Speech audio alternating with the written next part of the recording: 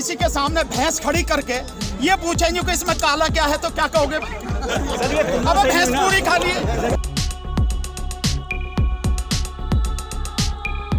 इस बात को इसी बात से समझ लेना चाहिए कि जब किसानों ने तो इसको काला कानून कहा, किसी एक क्लॉज को तो नहीं कहा, किसी एक सेक्शन को तो नहीं कहा, इस पूरे कानून को ही काला कहा।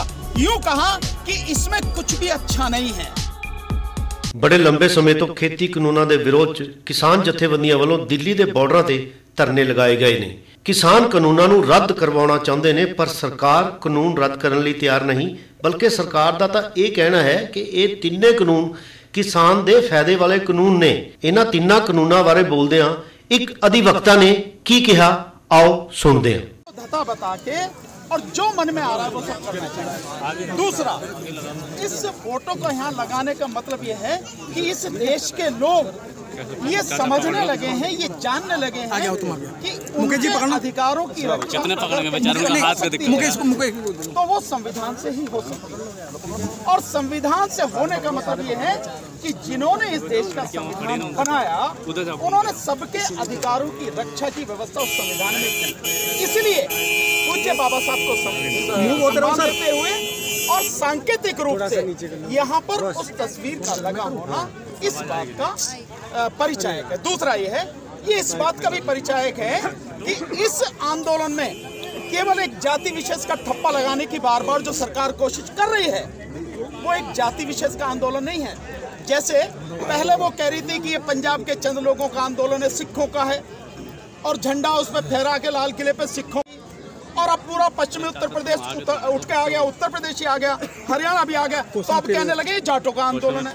अबे तो कभी किसी का कभी किसी का, ये जो ठप्पे लगा रहे हैं, नहीं, ये यहाँ पर तस्वीर का होने का मतलब ये है, ये इस देश के सभी नागरिकों का, सभी लोगों का आंदोलन है जो संविधान के तहत उन अधिकार मिले हैं उनकी रक्षा करना चाहते हैं, उन्हें बचाना चाहते हैं।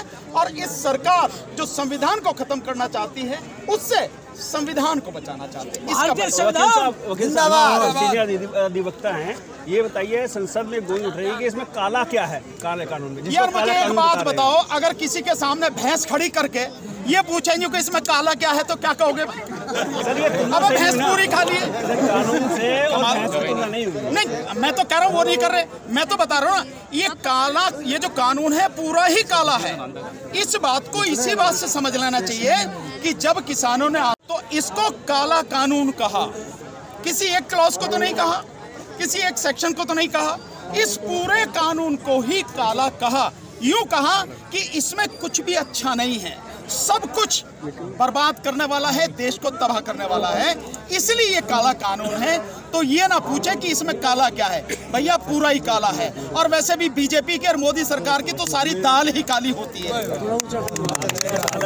कमेटी क्यों गठित की जब काला कानून था? आप भी अधिवक्ता हैं और वहाँ भी पैरवी कर रहे हैं और भी अधिवक्ता करते हैं, फिर अदालत ने टीम गठित क्यों की? नहीं, देखिए, अदालत ने जो टीम गठित की है वो टीम बड़ी अजीब है। मतलब उसको गठित करने का एक तरीका होना चाहिए। देखिए, न्याय की एक जो सबसे बड़ी एक तरीका होता है, उसमें जो लोग जिनको आप न्याय करने वाला बनाओ या यूं कहो कि भैया फैसला तुम्हें देना है, उसमें बिल्कुल।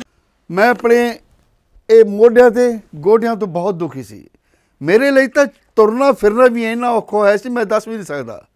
पर जब तो मैनू फी रिलीफ मिले 2.5-3 महीने इस्तेमाल करने तो बाद गोडे भी ओके, मोढे भी ओके। जी तुसी भी किसी इस तरह की बीमारी तो परेशान हो तो बेझिझक होकर इसको इस्तेमाल करो। सिर्फ 2.5-3 महीने ये 125 बीमारियां तक का इलाज कर सकता है। फी रिलीफ हमेशा याद रखो। बस कुछ दिनों तो मैनू बालों की बड़ी समस्या सी, मेरे बाल झड़ने शुरू हो गए सी। मैनू मेरे दोस्त ने ऑयल फी रिलीफ वाले दसिया, मैं ये तेल 3 महीने लाना अपने सिर ते अप्लाई किया। ये बिल्कुल आयुर्वैदिक तेल है, इसका कोई साइड इफैक्ट नहीं है।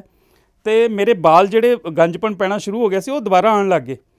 तो मैनू तो बड़ा फायदा दिता इसने। जे तुहानू भी किसी इस तरह की प्रॉब्लम का तुसीं सामना कर रहे हो तो ये तेल लाना ना भुल्लो।